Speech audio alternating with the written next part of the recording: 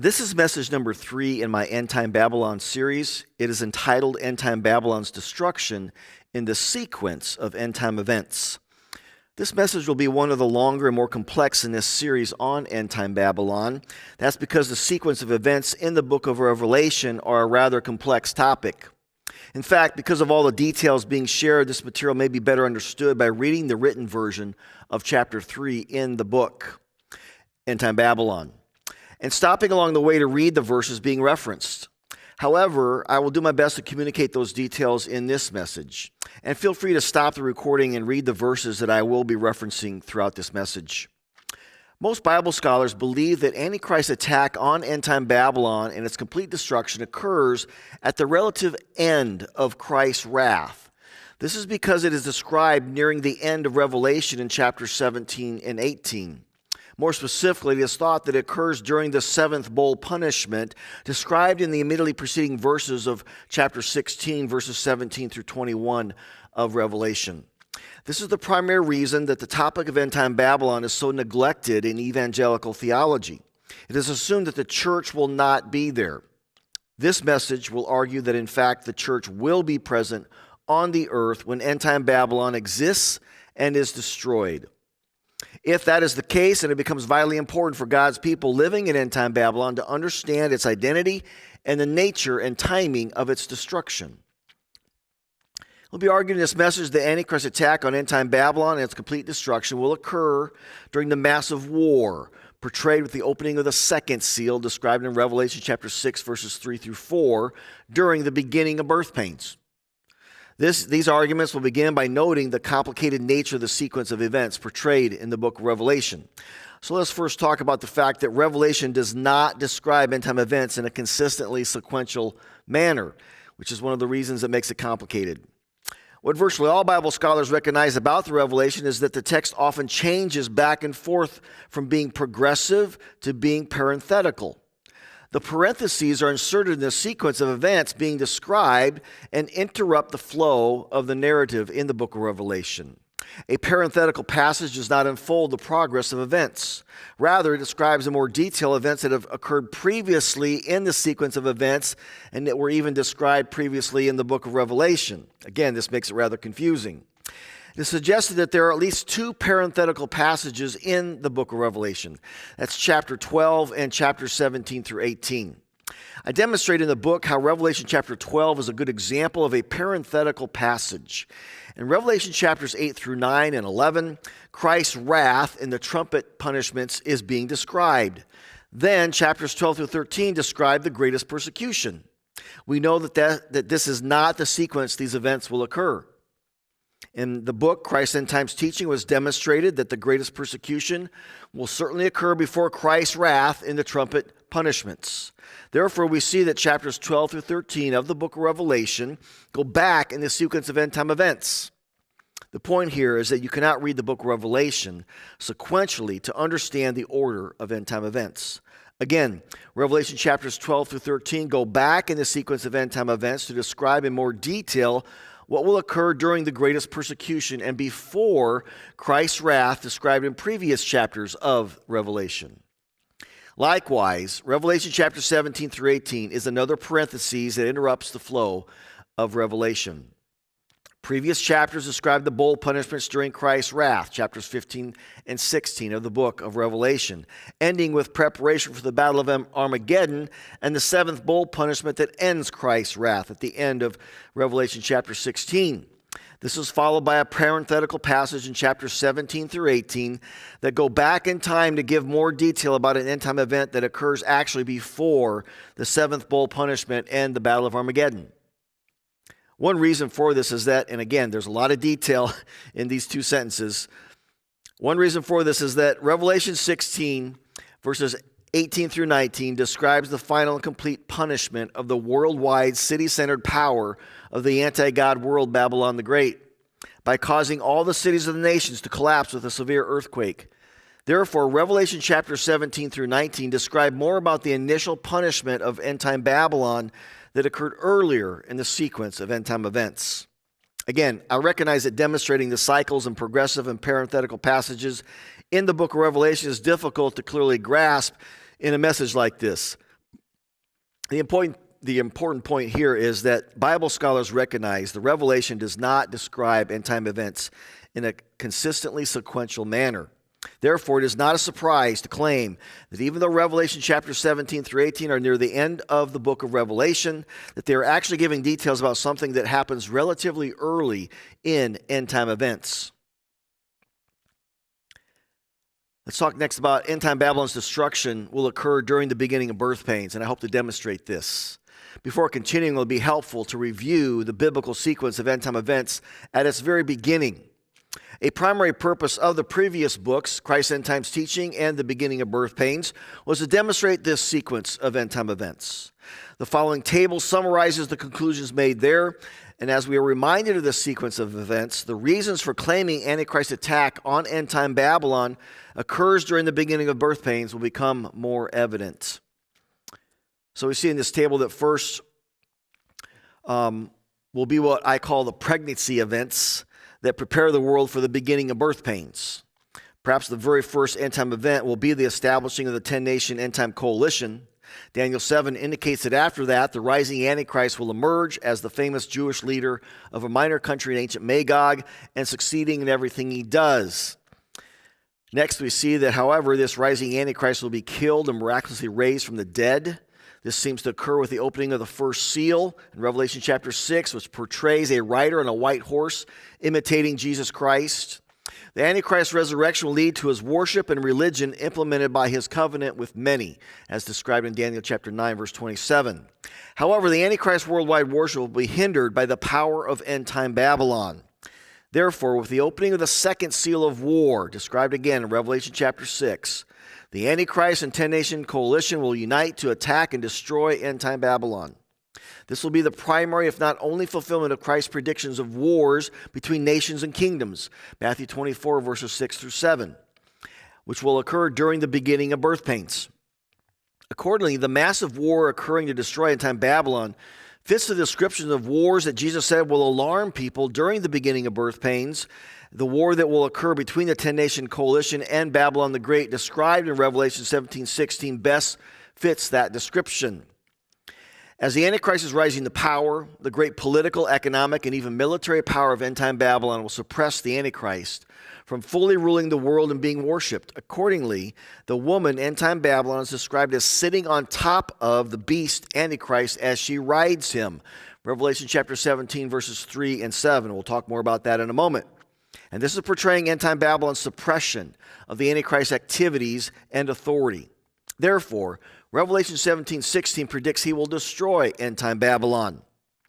The result of this war will be what is referred to as the remaining world. It will be a world that is devoid of end-time Babylon's economic, military, and political influence.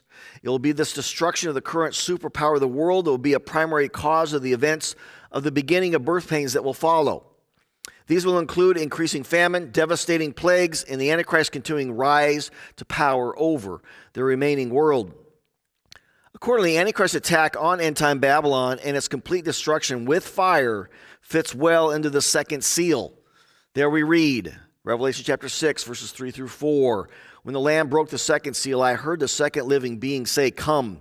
Then another horse appeared, a red one. Its rider was given a mighty sword and the authority to take peace from the earth, and there was war and slaughter. The first seal portrays the Antichrist's emergence on the earth, probably with his resurrection and his resulting worship. But the wealth and power of end-time Babylon will be a significant rival for his worship. Therefore, with the opening of the second seal of massive war, the Antichrist and 10-nation coalition will hate the prostitute, Babylon the Great, and these will permanently remove all people from her and strip her naked, and they will devour her body and will burn her down with fire. Revelation chapter 17, verse 16. Such an attack certainly reflects the kind of war that is occurring in the second seal described in Revelation chapter 6. The destruction of end-time Babylon portrayed in the second seal will lead to the severe economic hardship described in the third seal. When end-time Babylon is attacked, the prophecy states that the merchants of the world will weep and mourn and cry out. In 1 hour, such great wealth has been brought to ruin. That's in Revelation chapter 18.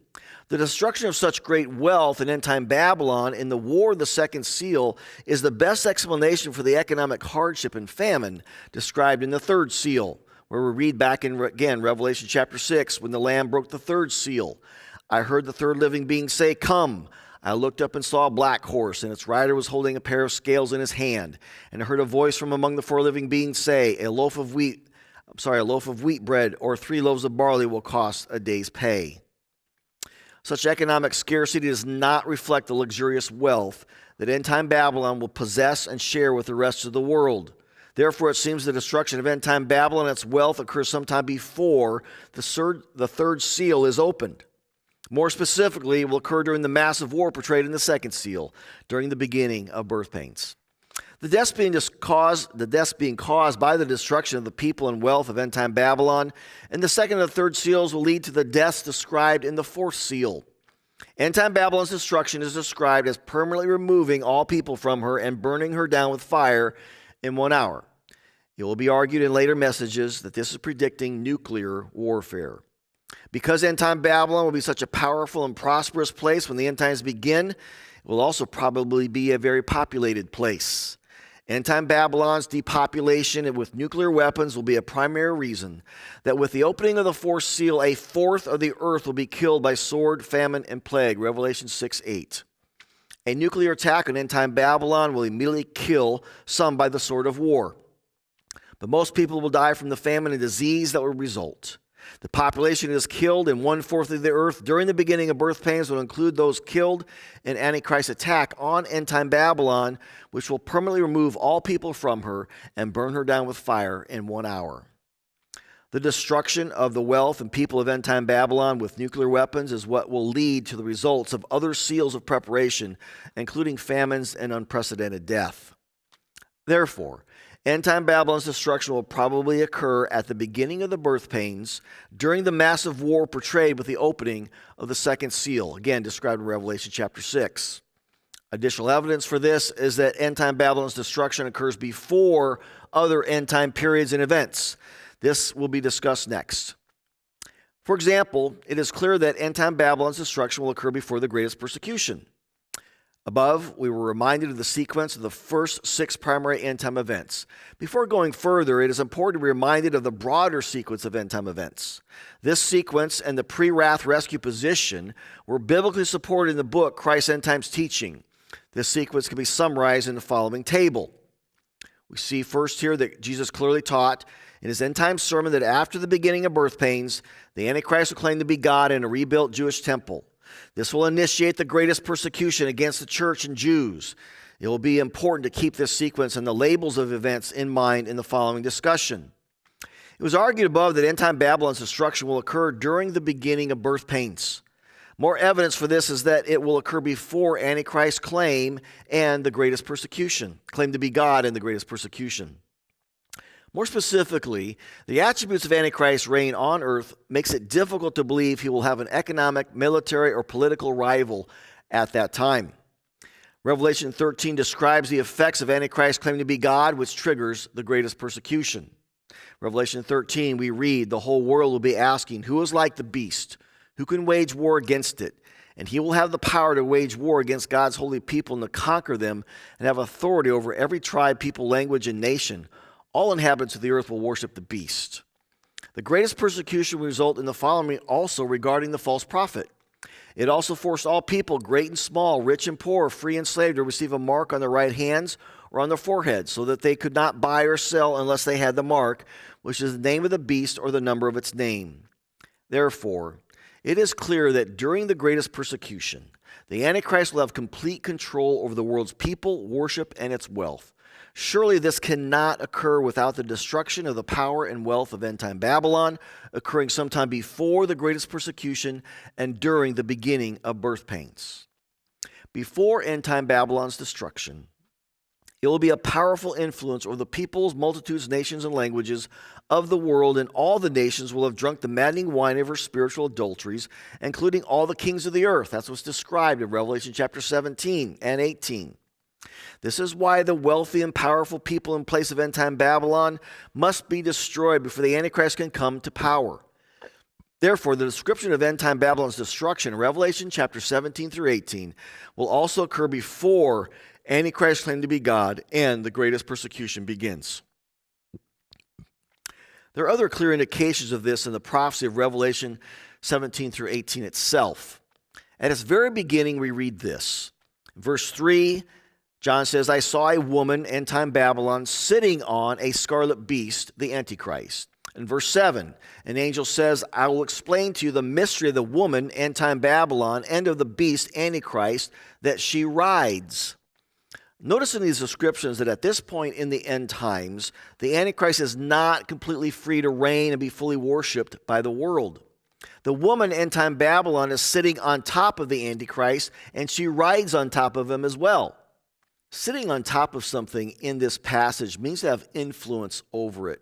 For example, the great prostitute or Endtime Babylon, who sits by many waters, as described in Revelation 17:1, is explained later in the text. Using the same Greek word as verse 3, we read in verse 15, the waters you saw where the prostitute sits are peoples, multitudes, nations, and languages that are influenced by Endtime Babylon. Therefore, the woman sitting on top of the beast means she is exercising influence over the Antichrist. Accordingly, the Revelation scholar G.K. Beale comments that she sits both here and in verses 3, 9, and 15 means that she is able to control the beast, Antichrist, because of her powerful influence, unquote. More specifically, Endtime Babylon will be suppressing the Antichrist's ability to rise to absolute power over the world at the beginning of the end times. This is confirmed in the picture of the woman who rides the beast. This is the NIV translation of verse 7. The idea of riding a beast suggests in some way restraining and controlling it. Many scholars suggest the Antichrist will have influence over Endtime Babylon or have a friendly relationship with it. In the book, I discuss other interpretations of these statements and point out what seem to be several common errors regarding the relationship between the Antichrist and Endtime Babylon. They will not have a friendly relationship, as many assume. Just remember, the prophecy states this, Revelation 17:16. The 10 horns, the 10-nation end-time coalition, and the beast, Antichrist, will hate the prostitute, Endtime Babylon, and these will permanently remove all people from her and will burn her down with fire. Therefore, contrary to many Bible scholars, both the meaning of the Greek in Revelation 17:7 and the context of the passage as a whole clearly describe Endtime Babylon's economic, military, and political power suppressing the Antichrist and 10-nation coalition from gaining power over the world. This is why they will hate Endtime Babylon and destroy it. Accordingly, New Testament scholar Thomas Edgar concludes after a lengthy discussion on this matter, quote, the beast and the 10 kings with him will hate the harlot, Endtime Babylon, that keeps them from complete freedom to carry out their own plans. The beast and his confederate chafe under the restricting influence control of this economic entity and eventually throw off her dominion by military force, unquote. Likewise, Bible scholar Stephen Anderson notes, this necessitates understanding Babylon the Great as an entity outside of the Antichrist dominion, an entity which at the beginning of the end times wields greater power and influence in the Antichrist realm, and which has been the world's greatest superpower throughout the era of history leading up to the end times. The destruction of this entity is therefore necessary to facilitate the Antichrist's rise to power, unquote. Again, Antichrist's description during the greatest persecution reflects a time when he has become its unrivaled worldwide dictator. That cannot happen while the wealthy and powerful people in place of Endtime Babylon exists. When the Antichrist is exercising its authority for 42 months during the greatest persecution and given authority over every tribe, people, language, and nation, including forcing all people to receive his mark so they cannot buy or sell, Revelation 13, it is obvious that the wealth and power of Endtime Babylon has already been destroyed at that point. Sometime before Antichrist's reign, described in Revelation chapter 13, Endtime Babylon will be destroyed as described in Revelation 17. Again, this illustrates that Revelation does not describe end-time events in a consistently sequential manner. These facts fit well with interpreting Endtime Babylon as America. It is impossible to imagine a world where the Antichrist is its dictator while the military power of America exists. Likewise, Scripture is clear that the Antichrist will control all commerce on the earth. All of this will be much easier with the destruction of America. Next, I want to make the point that end-time Babylon's destruction will also occur before the church's rescue. And before continuing, let us be reminded of the sequence of end-time events after the completion of the greatest persecution. Jesus clearly taught this. Again, the sequence is reflected in Christ's end-time sermon, as explained in my book, Christ's End Times Teaching. And Jesus clearly taught in Matthew chapter 24, verses 29 through 31, that after the greatest persecution, Christ will visibly return and his angels will lift his church from the earth before Christ's wrath begins on the earth. If end-time Babylon's destruction occurs before Antichrist's reign and the greatest persecution is demonstrated above, then according to Christ's end-time sermon, end-time Babylon's destruction will also occur before Christ's return and the church's rescue. Therefore, the church will be on the earth at the time of end-time Babylon's destruction. The prophecy in Revelation 18 reflects this very thing. In verse 4, we read, "Then I heard another voice from heaven say, 'Move out of Babylon the Great, my people, so that you will not be connected to her sins, and so that you will not experience her being struck hard with a sudden and severe disaster.'" My people, in this text, refers specifically to Christians in the last generation church living in end-time Babylon. I support that fact further in the book. Therefore, the church's rescue has not occurred before the destruction of end-time Babylon. Again, this is confirmed by the biblical sequence of end-time events demonstrated in a previous book, Christ's End Times Teaching. In the book, I demonstrate in detail that end-time Babylon's destruction will occur before Christ's wrath as well. As noted, the most common understanding of when end-time Babylon is destroyed is to place it during Christ's wrath in the seventh bowl punishment in Revelation chapter 16. But the Bible clearly teaches that the church will not be present on the earth during Christ's wrath. Therefore, there would be no reason for God to command his elect people to leave end-time Babylon if its destruction was to occur during Christ's wrath. If the church is still on the earth in Revelation 18:4 and living in end-time Babylon, then it is obvious its destruction will occur before the bowl punishments and Christ's end-time wrath described in Revelation chapters 15 through 16. In addition, I demonstrate in the book that the fact that the world is mourning the loss of end-time Babylon's wealth in Revelation chapter 17 through 18 is very odd if the much more painful and destructive catastrophes of the trumpet and bowl punishments have happened before this. These are things like turning all the seas into blood or burning all the trees and grass in the world. All of this is clear evidence that end-time Babylon's destruction occurs before Christ's wrath. I warned that there was a lot of details in this message. Much of it was based on the sequence of end-time events demonstrated in previous books. Feel free to read the chapter in the book to study these details further. This is because the conclusion of this message is very important. I am demonstrating from Scripture that if you are living when the end times begin, the place and people of end-time Babylon will be completely destroyed by the Antichrist during that time. Therefore, it is vital to understand what and who end-time Babylon is. The conclusions of this message can be summarized in the following sequence of end-time events. And this also helps us understand what events may lead up to Antichrist's attack on end-time Babylon, America. A biblical sequence of the first end-time events includes 1, the 10-nation end-time coalition being established. We should be watching for that. 2nd, rising Antichrist is successful in war. 3rd, resurrected Antichrist bursts onto the world scene, portrayed in the first seal. And 4th, Antichrist's attack on end-time Babylon, America, portrayed in the second seal. This was thoroughly discussed and demonstrated in my second book, The Beginning of Birth Pains. But you can begin to understand what kind of events the church in America needs to be watching for in order to know when it is time to obey Revelation 18:4 and physically leave end-time Babylon. This will be discussed further in later messages as well. Finally, let us address one more question. Why is end-time Babylon's destruction placed awkwardly in the book of Revelation? And why did God place this huge parentheses of Revelation 17 through 18 in the narrative flow of Revelation at its end? It would have made a lot of sense to simply follow Revelation 16 describing the gathering of kings at Armageddon with the description of Christ defeating those kings at Armageddon in Revelation 19. Why insert chapters 17 and 18 that describe events occurring at the beginning of end-time events? Because God wanted to get our attention and reveal the importance of this prophecy.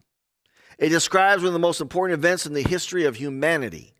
It will be argued that it predicts the greatest Christian nation to ever exist will become the greatest spiritual prostitute to ever exist. Its moral decline and promotion of idolatrous worship will lead to its horrific punishment at the relative beginning of the end times. Therefore, it seems God especially intended to get the attention of American Christians. But despite God's effort to do so, Christian scholars, pastors, and people living in America have largely ignored and denied the meaning and significance of the biblical prophecy in Revelation chapter 17 through 18. The following messages are intended to correct that great, arrogant, and dangerous error. In the next messages, at least 12 biblical attributes predicted for end-time Babylon will be demonstrated from Scripture. It will also be demonstrated that America uniquely matches every single one of those biblical attributes of end-time Babylon.